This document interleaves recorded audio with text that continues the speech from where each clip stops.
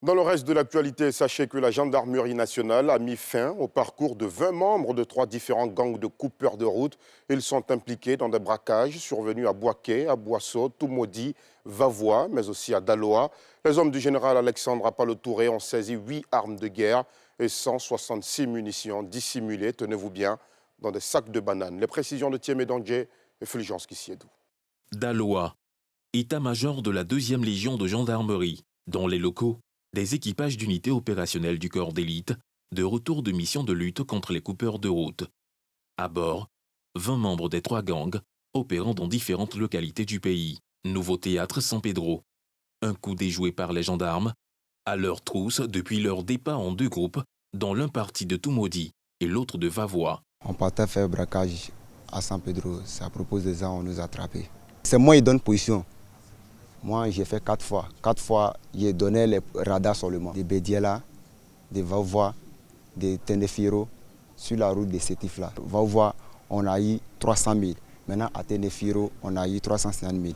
Avant le coup foiré, le gang au sein duquel cet interpellé faisait office de tueur de sang-froid s'illustrait à Aboisseau. On a fait braquage à Boisseau. Quand on est arrivé, on était sur 2 motos. Et si on est passé devant, moi j'étais derrière avec Kalash là. Quand il est descendu, puis il a tiré. J'ai commencé à tirer sur la voiture. J'ai tué le chauffeur.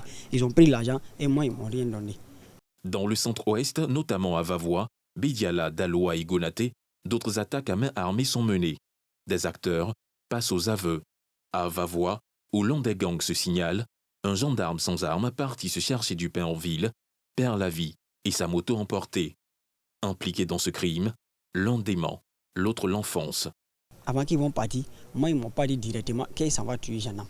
Ils m'ont dit, je vais chercher une moto. Quand ils ont fini de faire l'opération, ils sont venus maintenant. Quand ils sont venus, c'est là moi j'ai appris qu'il y a un gendarme qui est mort. C'est AB qui a tiré sur le monsieur. Bon, ce qu'on a fait, c'était 6. Il y a eu 2 morts, un blessé. Si le client veut lutter, ceux qui ont amsué, ils tirent.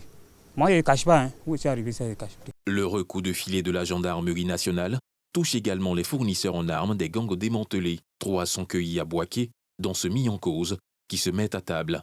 Je suis ici parce qu'il a vendu armes. Premièrement, quand ils sont allés payer, je ne leur ai pas demandé. Mais cette 2e fois-là, je leur ai demandé. Je dis, mais quand ils ont demandé l'autre encore, il dit, mais c'est pourquoi vous demandez tout ça? Il dit, non, que c'est pas les braquer. Je savais ce qu'ils partaient braquer avec. Ils sont allés me voir pour premier arme là. Je les ai mis en contact avec quelqu'un qui a donné arme qui n'était pas bon là. Donc il y a eu des menaces entre nous quoi. Des 20 présumés gangsters désormais hors d'état de nuire, une vingtaine de vols en réunion en temps de nuit. Au cœur de cette bonne moisson, le renseignement qui nécessite l'implication des populations. Aujourd'hui, la sécurité n'est pas le seul fait des forces de défense et de sécurité. Sans cela, la gendarmerie a développé la doctrine de gendarmerie de contact qui permet d'être proche de la population et permet à cette population de participer elle-même à sa propre sécurité. Ce qui nous permet aujourd'hui de faire de bons résultats. Donc nous appelons toujours à la vigilance et à la collaboration franche de la population. Outre les interpellations faites à Boaké, San Pedro, Daloa et Vavois, les hommes aux trousses des 3 gangs ont saisi 8 armes de guerre, dont des AK-47, SIG et pistolets mitrailleurs de type Uzi, ainsi que des chargeurs et une 60aine de munitions, 7,62 mm et 5,56 mm.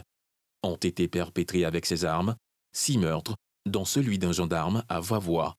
L'institution de sécurité et de défense avait assuré que ces assassinats seraient vite élucidés. Chose faite avec ces 20 interpellés qui vont répondre devant le parquet des faits de vol en réunion en temps de nuit, braquage à main armée sur la voie publique, meurtre, détention et commerce illégal d'armes à feu.